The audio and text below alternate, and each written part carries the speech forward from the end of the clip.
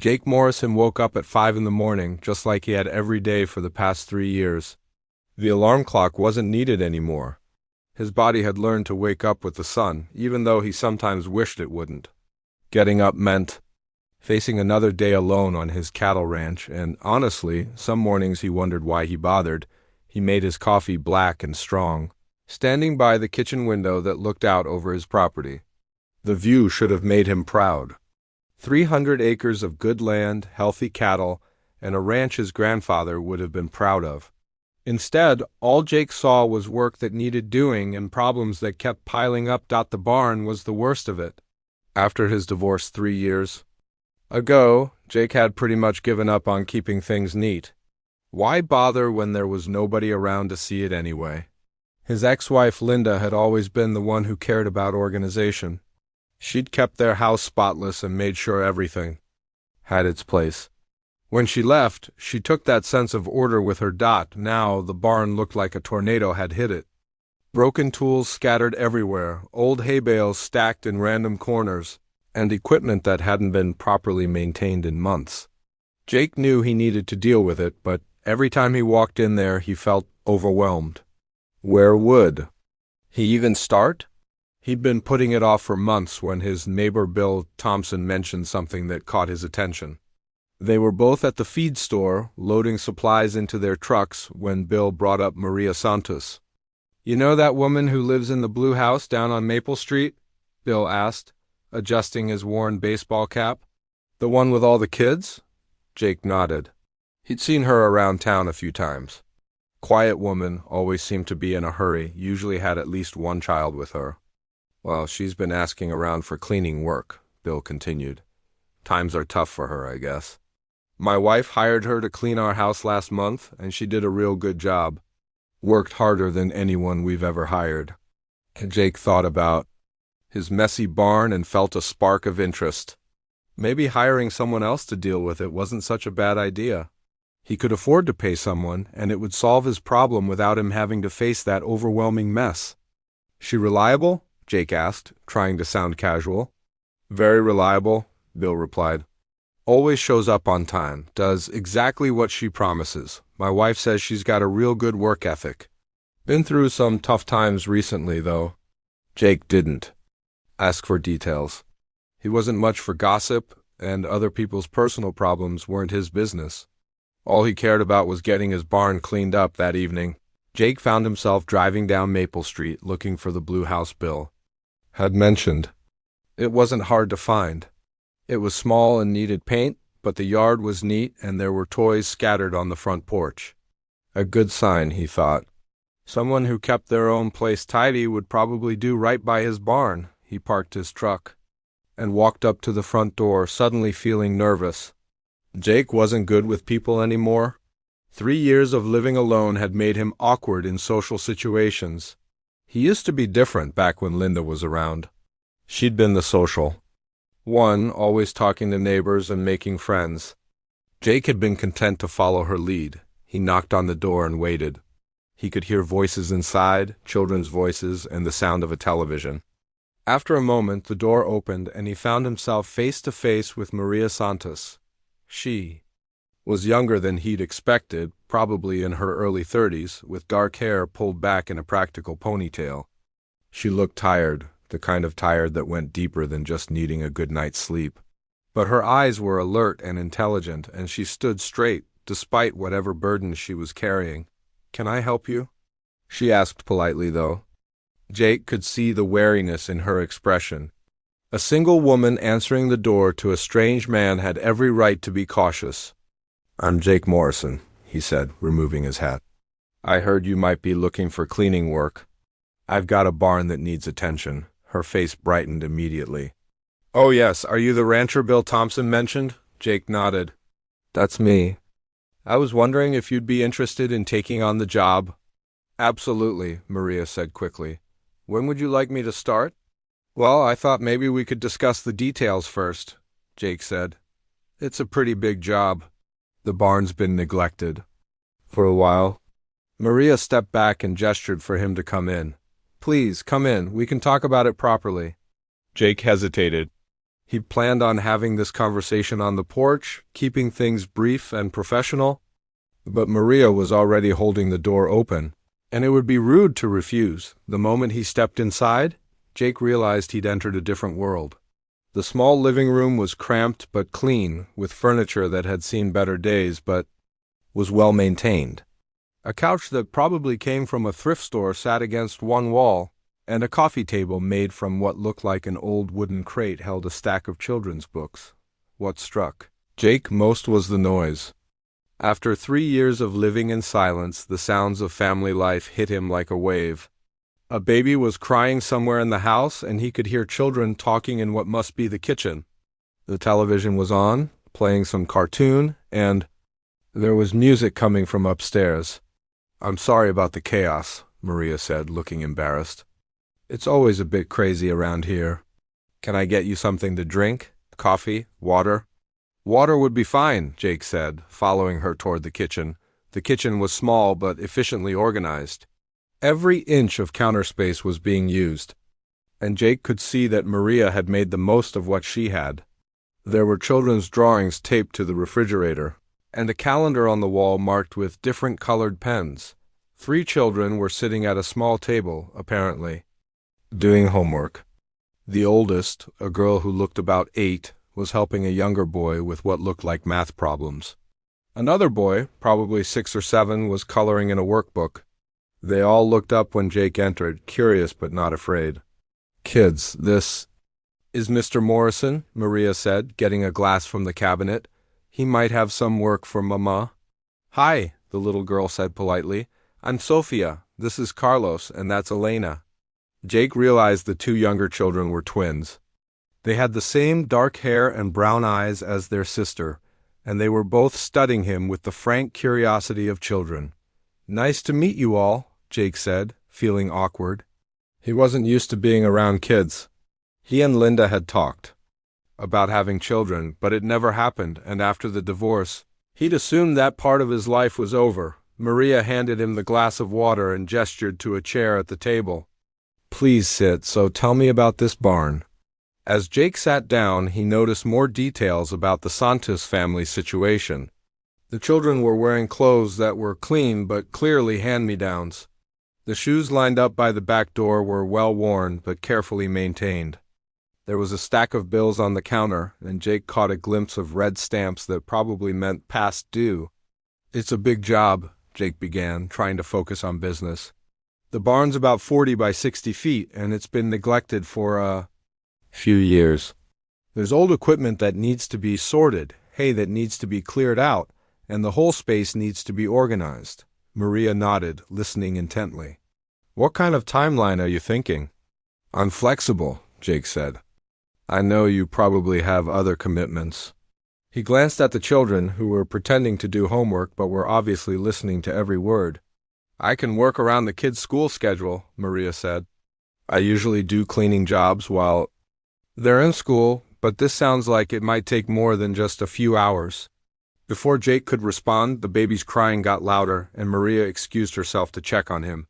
Jake was left sitting at the table with the 3 children, feeling more out of place than ever. "Are you a real cowboy?" Elena asked, looking up from her coloring. "I'm a rancher," Jake said. "I raise cattle." "Do you have horses?" Carlos wanted to know. "A few," Jake admitted. "Can we see them sometime?" Sophia asked, and Jake saw the hopeful expression on her face. "Sophia, don't bother Mr. Morrison," Maria said, returning with a baby who couldn't have been more than 18 months old. "He's here on business." But Jake found himself looking at the little girl's eager face and feeling something he hadn't felt in a long time. When was the last time anyone had been excited about his ranch? When was the last time anyone had wanted to visit? "Maybe sometime," he heard himself saying, and saw Sophia's face light up. Maria looked surprised but pleased. "That's very kind of you." They spent the next 20 minutes discussing the job. Maria asked practical questions about what needed to be done, what supplies she'd need, and what Jake's expectations were.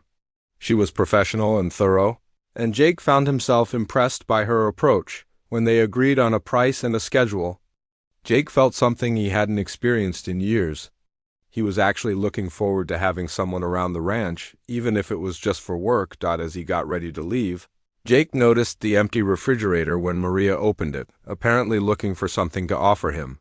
He saw the stack of bills again, and the worn furniture and the children's clothes that were clean but clearly secondhand. "I'll see you Monday morning, then," Maria said, walking him to the door. "Monday morning," Jake agreed. Monday morning came faster than Jake expected. He woke up at his usual time, but instead of the familiar dread of another empty day, he felt something different. Anticipation, maybe, or just curiosity about how this whole arrangement would work. Out. He made his coffee and toast, then spent extra time making sure the barn was accessible. He moved some of the bigger equipment out of the way and cleared a path through the clutter. It felt strange, preparing for someone else to come into his space. For 3 years, the ranch had been his alone, and now he was about to share it with a woman he barely knew. At 8 o'clock sharp, Jake heard a car pulling up his long driveway. He looked out the window and saw an old Honda Civic that had seen better days. The paint was faded, and he could hear the engine making noises that probably meant expensive repairs were needed soon. Maria got out of the car and walked toward his house, carrying a small bag and wearing clothes that were clearly meant for hard work. Jeans with worn knees, a plain t-shirt, and work boots that looked like they'd been through plenty of jobs before this one. "Morning, Mr. Morrison," she called out as Jake opened his front door. "Just Jake is fine," he said, stepping outside. "Ready to see what you've gotten yourself into?" Maria smiled, and Jake noticed it was the first genuine smile he'd seen from her. "I'm ready. I've been looking forward to this." They walked toward the barn together, and Jake found himself feeling nervous about her reaction. He tried to prepare her for the mess, but seeing it in person was different from hearing about it when he opened the barn doors. Maria stood quietly for a moment, taking it all in. Jake watched her face, trying to read her expression. Was she overwhelmed, discouraged, ready to turn around and leave? "Well," she said finally, "this is definitely going to keep me busy. If it's too much, Jake started to say, but Maria was already walking into the barn, examining the situation more closely. "No, this is perfect," she said, surprising him.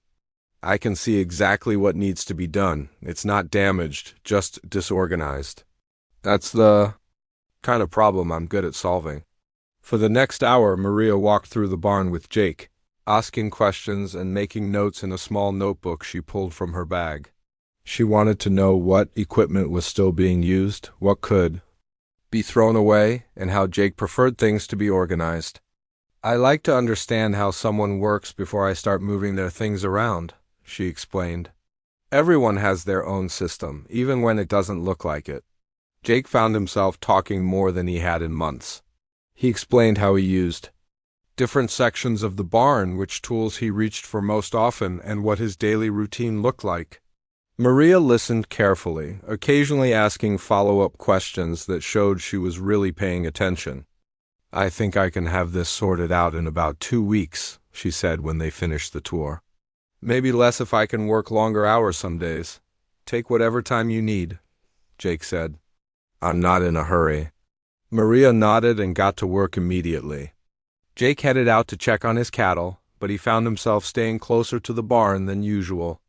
He told himself it was just to make sure Maria had everything she needed, but really, he was curious about how she approached the job. What he saw impressed him. Maria didn't just start throwing things around randomly, she had a plan. She began by creating different areas for different types of items. Tools in one section, hardware in another, seasonal equipment in a third. She worked steadily and efficiently, and Jake could see that she'd done this kind of work before. Around noon, Maria took a break and sat on a hay bale outside the barn. Jake brought her a glass of water and found himself lingering to talk. "You're making good progress," he said, looking back at the barn. Already, he could see a difference. "Thank you," Maria said, accepting the water gratefully. "I enjoy this kind of work. There's something satisfying about bringing order to chaos." "Is that what you did before?" Jake asked. "Organizing work?" Maria's expression changed slightly, becoming more guarded. "I did different things. Office work, mostly, but that was before. She trailed off, then shook her head. Things change. Now I do whatever work I can find. Jake sensed there was more to the story, but he didn't push. Everyone had their reasons for privacy, and he respected that. The rest of the week followed a similar pattern.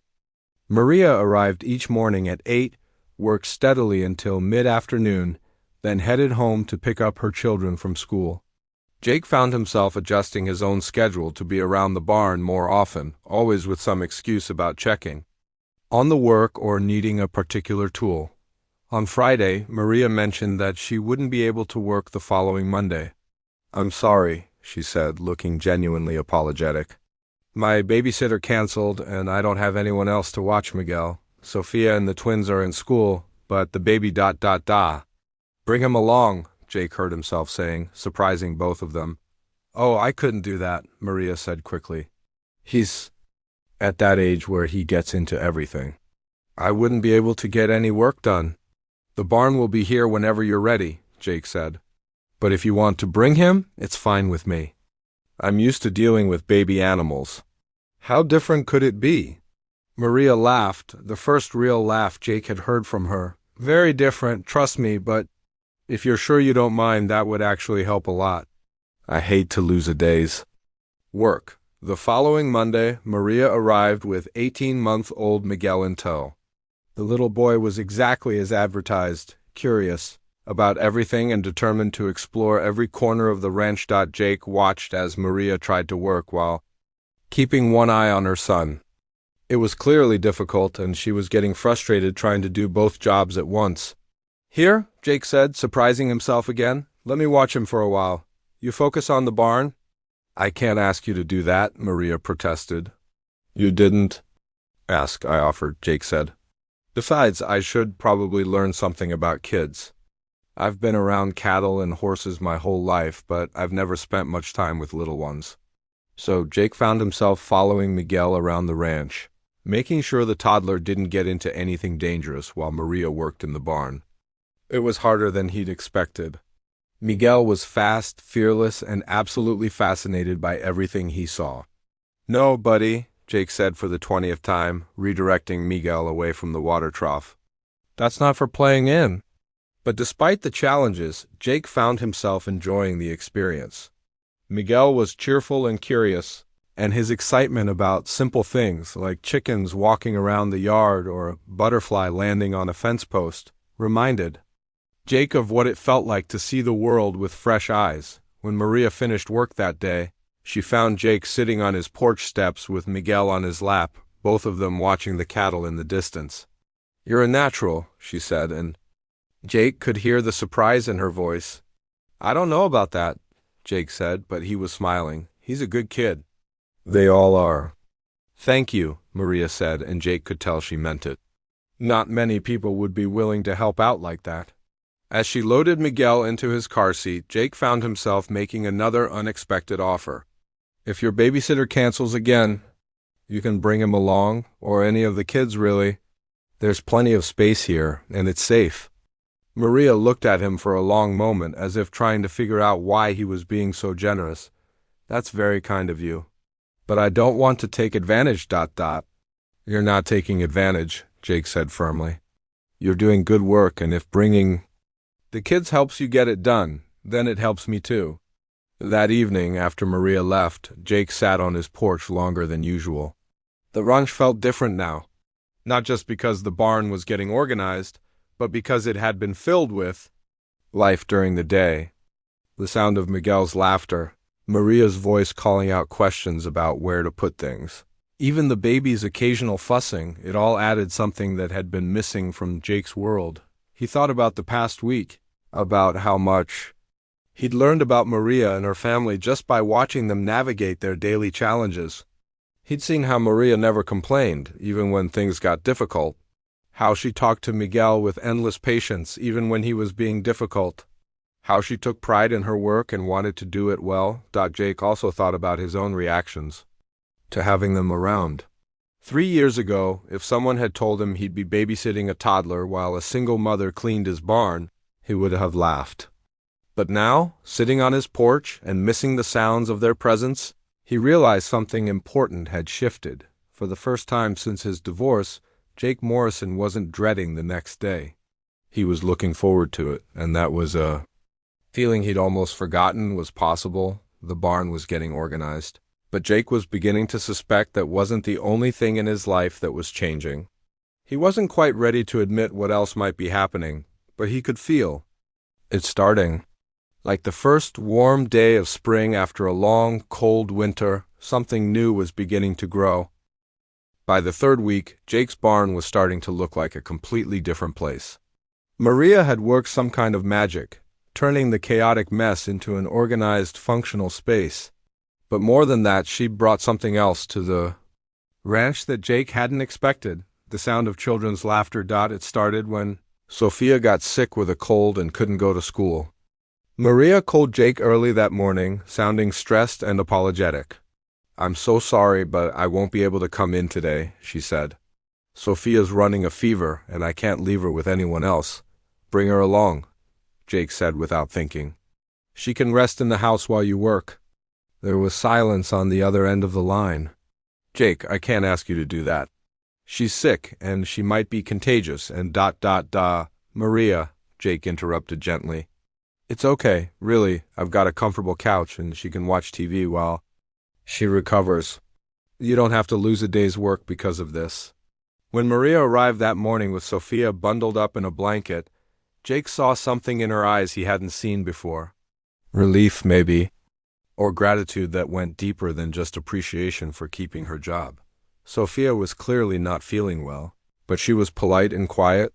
Jake set her up on his living room couch with pillows and a warm blanket, then showed her how to use the TV remote. "There's a kids channel," he said, scrolling through the options. "Or if you want to watch something else, that's fine too." "Thank you, Mr. Jake," Sophia said in a small voice. "I'm sorry I'm being trouble." "You're not trouble at all," Jake said, surprised by how much he meant it. "You just rest and get better." Throughout the day, Jake found himself checking on Sophia more often than he needed to. He brought her glasses of water, made her soup for lunch, and even sat with her for a while when she seemed lonely. "Do you have any kids?" Sophia asked during one of these visits. "No," Jake said. "I don't. Do you want kids?" She asked with the direct curiosity that only children have. Jake thought about it. "I used to think I did. But life doesn't always work." "Out the way you planned," Sophia nodded seriously. "Mama says that too. She says sometimes life gives you different things than what you expected, but they might be good things anyway." "Your mama sounds pretty smart," Jake said. "She is," Sophia agreed. "She takes care of all of us, even when it's hard." That afternoon, when Maria finished her work in the barn, she found Jake and Sophia sitting together on the couch, watching a nature documentary about horses. "Feeling better?" Maria asked, smoothing Sophia's hair. "Much better," Sophia said. "Mr. Jake made me soup, and we watched a movie about wild horses. Did you know some horses can run 30 miles per hour? Maria looked at Jake with an expression he couldn't quite read. "That sounds very educational." "Can I see the real horses before we go?" Sophia asked. "Please?" Jake looked at Maria, who nodded. "If Mr. Jake doesn't mind." So Jake found himself giving Sophia a tour of his small stable, introducing her to his 3 horses.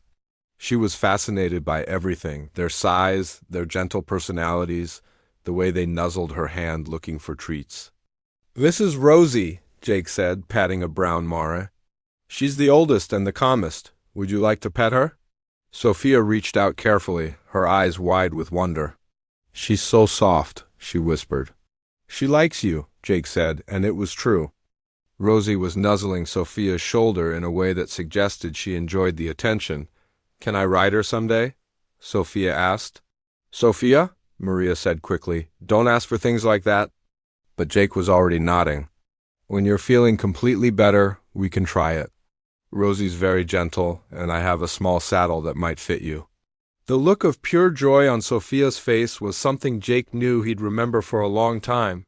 The next week, both twins came down with the same cold Sophia had recovered from.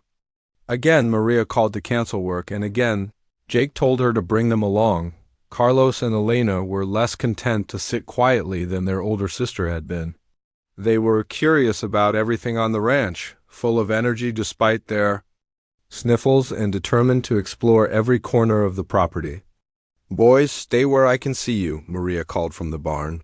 Sounding frazzled, Jake watched her trying to work while keeping track of the twins and managing Miguel, who was going through a phase where he wanted to climb everything he could reach. It was clearly too much for one person to handle. "Here's an idea," Jake said. "Why don't I take them on a tour of the ranch? Show them around, keep them busy while you work." "I can't ask you to do that," Maria said, but Jake could see the exhaustion in her face. "You're not asking, I'm offering," Jake said. "Besides, I think they'd enjoy seeing the cattle and the chickens." So Jake found himself leading an expedition across his property with two 6-year-old boys, baby Miguel in a stroller, and Sophia, who had begged to come along even though she was supposed to be resting. The children were fascinated by everything. They wanted to know why the cattle stayed in certain pastures, how the chickens knew where to lay their eggs, and whether the horses ever got lonely. "Do you ever get lonely?" Elena asked as they walked back toward the house. The question caught Jake off guard, out of the mouths of babes, he thought. "Sometimes," he admitted. "We get lonely too sometimes," Carlos said. Especially since Papa went away, Jake felt his heart constrict. This was the first time any of the children had mentioned their father, and he wasn't sure how to respond. "But it's better when we're all together," Sophia added. "And Mama says we're a family no matter what." "Your mama's right," Jake said. "Family is about the people who care about you, not just the people you're related to." That evening, as Maria was loading the children into her car, she turned to Jake with tears in her eyes. "I don't know how to thank you," she said. "What you've done for us these past few weeks, it's more than just kindness. You've made our lives so much easier." "You don't need to thank me," Jake said. "I've enjoyed having you all here. The ranch feels more alive when you're around." Maria studied his face for a moment. "You mean that, don't you?" "I do," Jake said, surprised by how much he meant it. "Jake," Maria said slowly, "can I ask you something?" "Sure. Why are you doing this? Really? Most people wouldn't go out of their way to help a single mother and her kids. Especially not a single mother who's basically a stranger." Jake thought about the question. He'd been asking himself the same thing for weeks. "I guess," he said finally, "because for the first time in 3 years, I don't feel like I'm just going through the motions.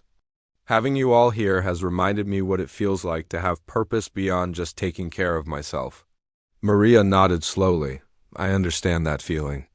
Taking care of my kids gives me purpose, but sometimes I wonder if I'm doing enough for them, if I'm giving them everything they need."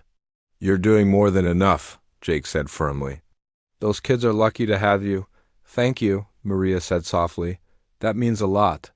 As Jake watched them drive away, he realized that something fundamental had shifted in his life.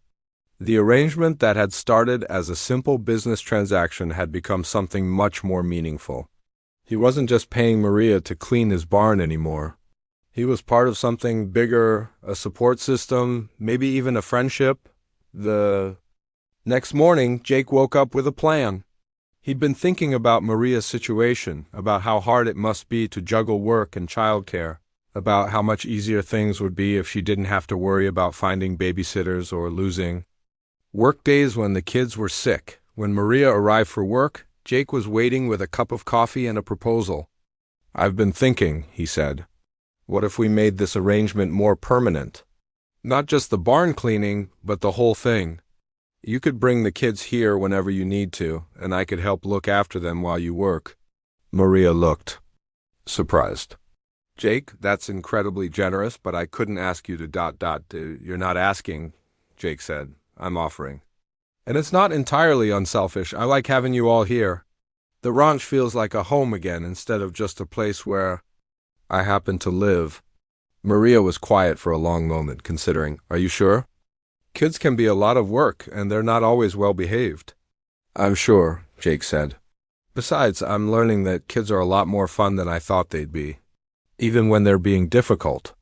"In that case," Maria said, smiling, "I think We have a deal." As they shook hands, Jake felt something he hadn't experienced in years. Hope that his life was about to become something richer and more meaningful than he dared to imagine. Hope that this family that had wandered into his world might be exactly what he'd been missing without even knowing it. The barn was nearly finished, but Jake was beginning to realize that the real work, the work of building something new and beautiful from the pieces of their separate lives, was just beginning. 3 months had passed since Maria first knocked on Jake's door, and the ranch had transformed in ways that went far beyond just having a clean barn. What started as a simple work arrangement had become something that looked remarkably like a family routine, though neither Jake nor Maria had put a name to it yet. Every morning, Jake found himself listening for the sound of Maria's old Honda coming up the driveway. Some days she came alone, other days with one or more of the children, depending on school schedules, sick days, or babysitter availability. Jake had stopped thinking of their presence as an inconvenience and started thinking of their absence as something that made the day feel incomplete. The barn project had finished weeks ago, but Maria had stayed on to help with other parts of the ranch. She'd organized his tool shed, cleaned out the chicken coop, and even convinced him to let her tackle his house, which had been neglected almost as badly as the barn had been. "I don't want to impose," Maria had said when she first suggested cleaning the house. "You're not imposing," Jake had replied. "And honestly, I could use the help. I haven't been very good at taking care of things since—" He trailed off, not wanting to get into the details of his divorce, but Maria had understood. Anyway, she seemed to have a talent for understanding the things people didn't say out loud. Now, on a Thursday afternoon in late spring, Jake was sitting on his porch steps with Sophia, teaching her how to braid rope while they waited for Maria to finish organizing his kitchen cabinets. The twins were in the pasture with Miguel, all three of them fascinated by a new calf that had been born the week before. "Like this?" Sophia asked, holding up her attempt at braiding. "Perfect," Jake said, meaning it. Sophia had turned out to be a quick learner at everything she tried.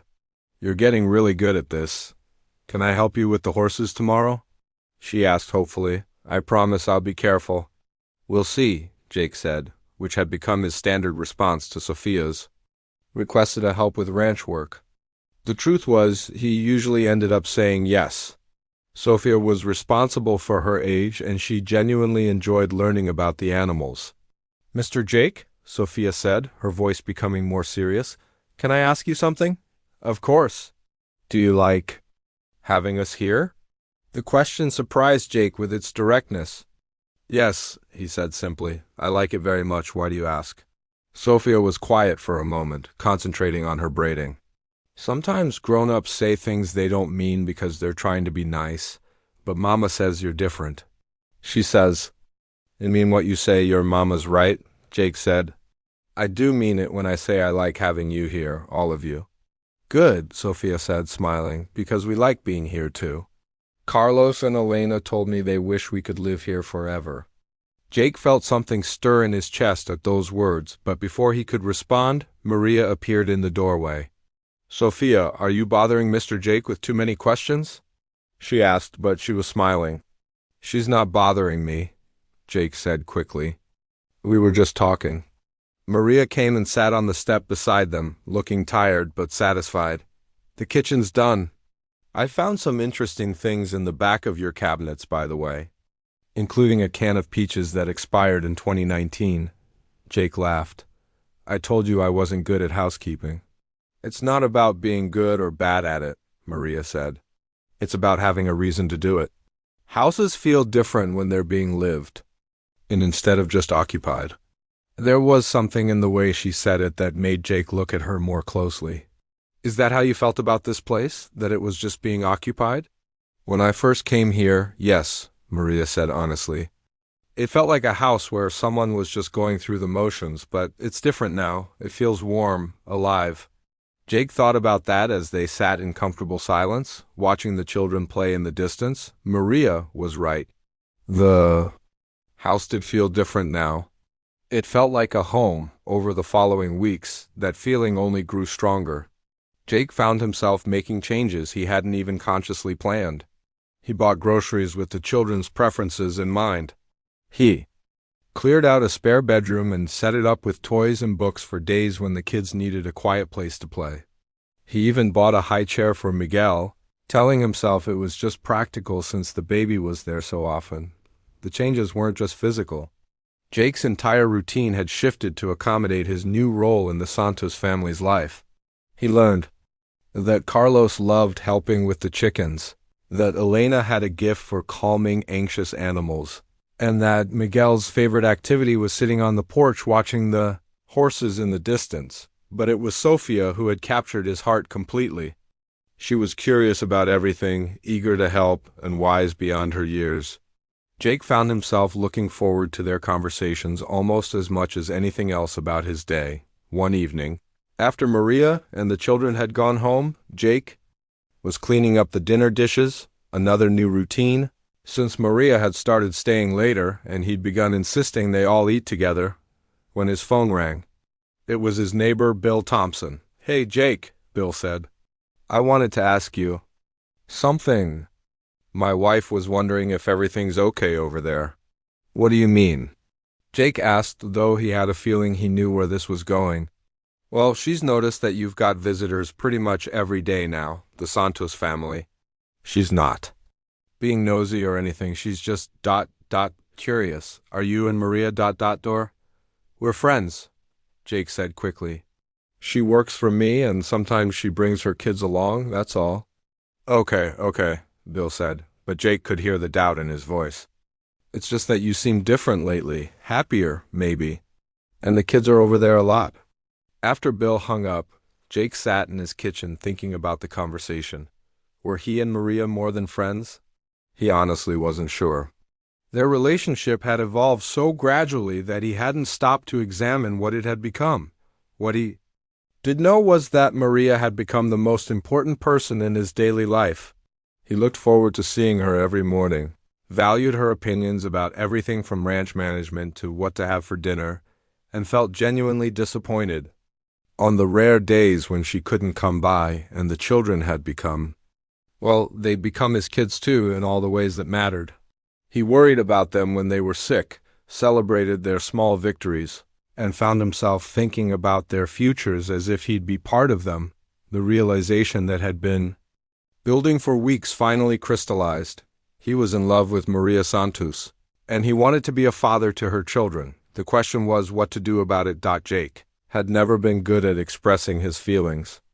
Even during his marriage to Linda, he'd been the strong, silent type who showed love through actions rather than words. But this situation called for more than just actions. It called for honesty about what he wanted and what he was hoping for. The opportunity came the following Friday evening. Maria had stayed late to help Jake with some paperwork for the ranch, and the children were playing quietly in the living room after dinner. It felt like the most natural thing in the world, like this was how evenings were supposed to be. "Maria," Jake said as they finished organizing the last of the invoices, "can I ask you something?" "Of course," she said, looking up from the papers. "Are you happy here? I mean, really happy? Not just because it's convenient or because I pay you well, but actually happy." Maria was quiet for a moment, considering the question seriously. "Yes," she said finally, "I am happy here. Happier than I've been in a long time. The kids are happy too, which is the most important thing to me." "Good," Jake said, "because I've been thinking about something and I wanted to run it by you." "What is it?" Jake took a deep breath. This was harder than he'd expected. "I know we started this as a business arrangement, and I know your life is complicated with 4 kids and everything you've been through. But I was wondering, would you ever consider making this more permanent?" "What do you mean?" Maria asked, though Jake thought he saw understanding in her eyes. "I mean all of it," Jake said. "You, the kids, living here, being a family. I know it sounds crazy, and I know we haven't known each other that long, but Maria, I can't imagine my life without you all in it anymore." Maria stared at him for a long moment, and Jake felt his heart pounding as he waited for her response. "Jake," she said softly, "are you asking what I think you're asking?" "I'm asking if you'd be willing to build something together," Jake said. "Something permanent."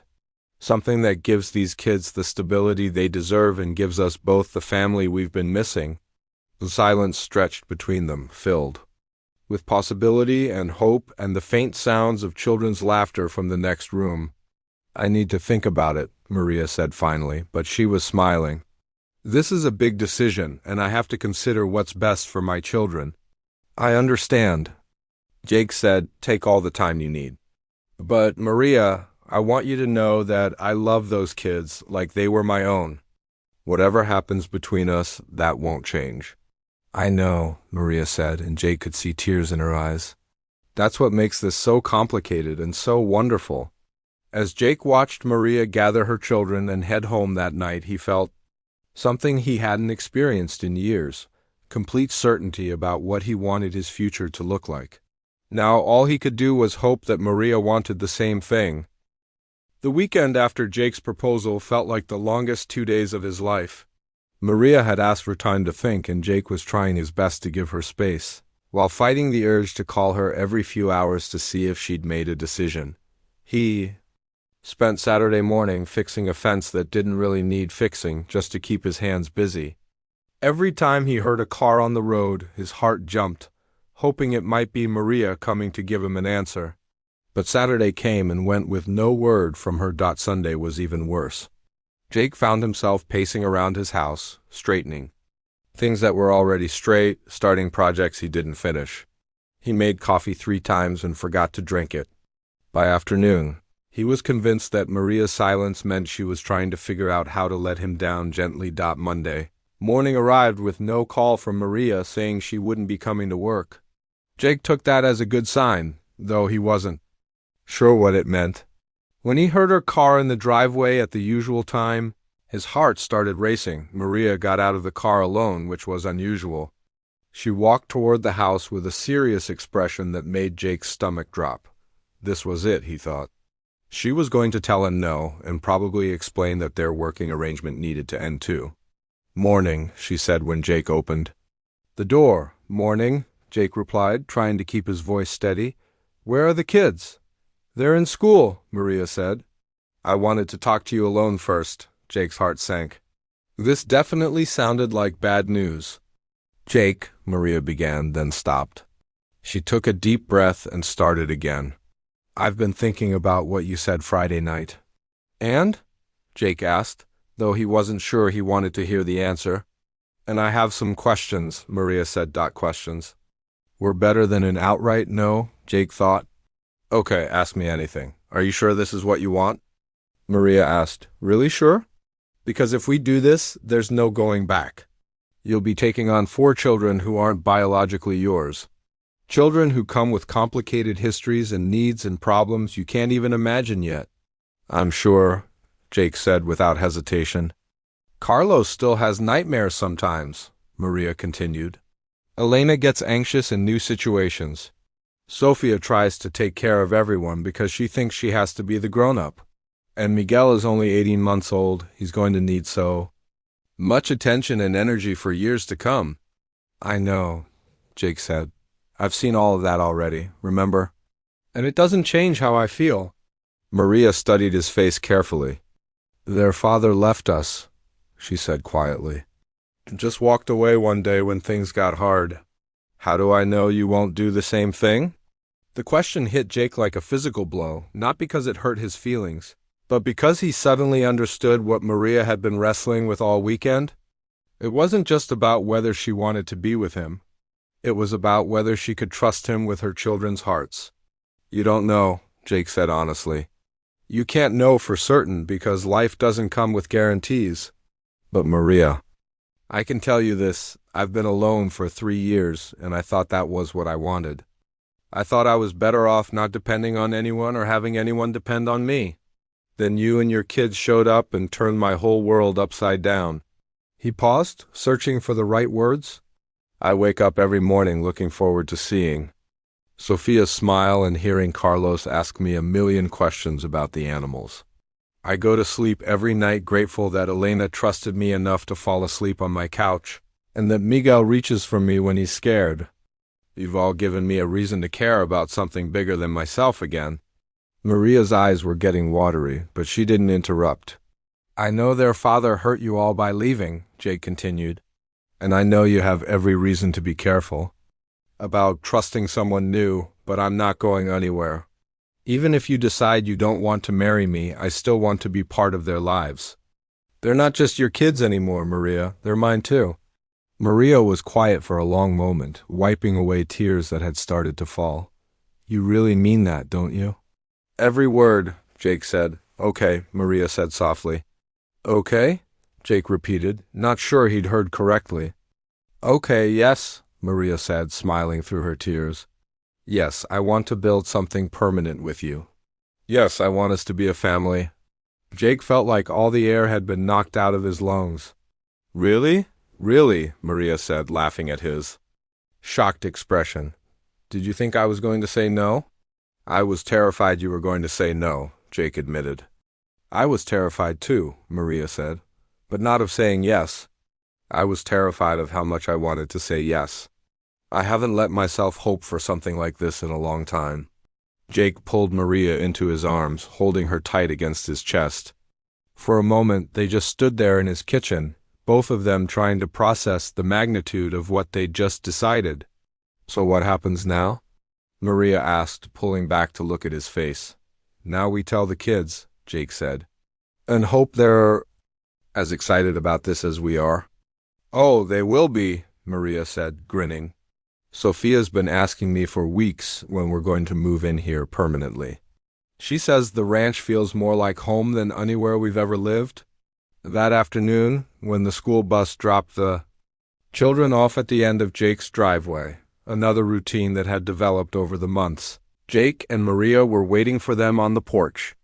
Why are you both sitting there looking weird?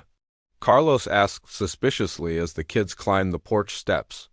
We have something to tell you, Maria said, trying not to smile too widely.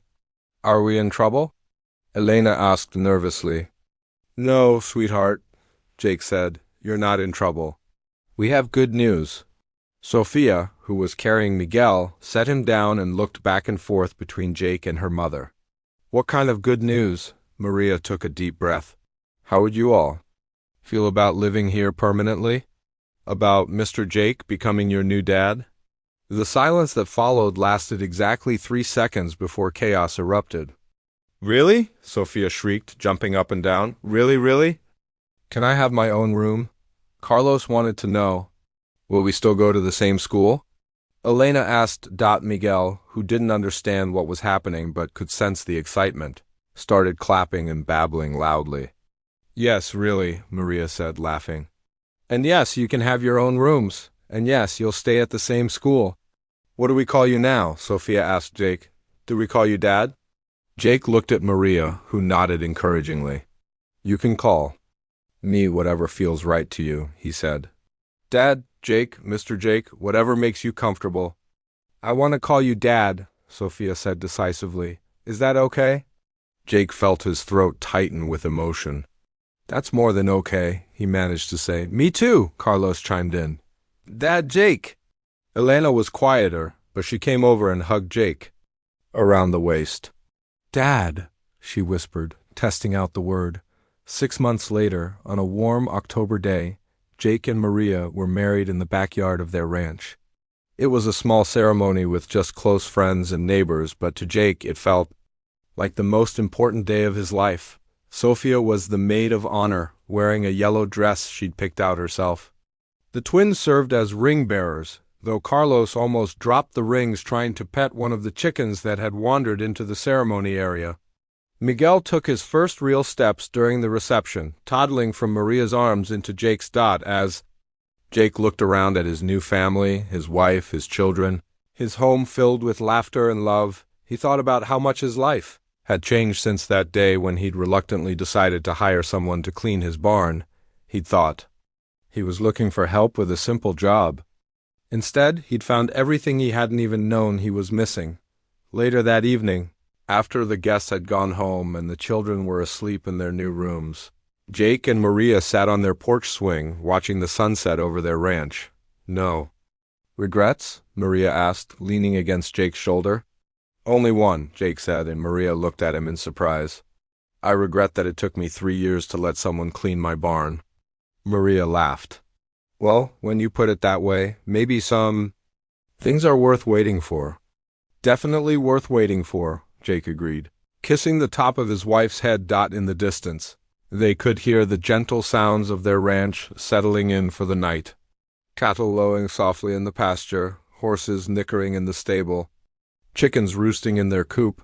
But now there were new sounds too, the whisper of children's voices as Sophia read a bedtime story to Miguel, the creak of floorboards as the twins settled into their beds, the sound of a family at peace.